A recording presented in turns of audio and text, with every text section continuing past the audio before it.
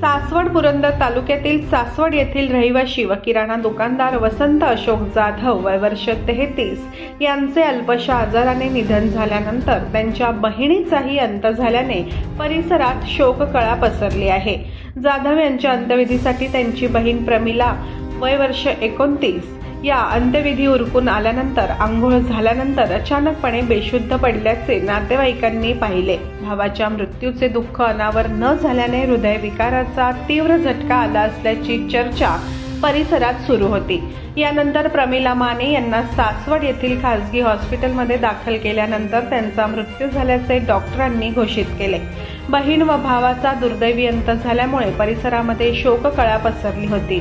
वसंत जाधव यांच्या पश्चात पत्नी, मुलगा, मुलगी तर प्रमिला सतीश गायकवाड यांच्या पश्चात पती, मुलगी असा परिवार आहे। तर नीरा कृषी उत्पन्न बाजार समितीचे संचालक अनिल माने यांच्या मामाचा मुलगा व मुलगी ते होते।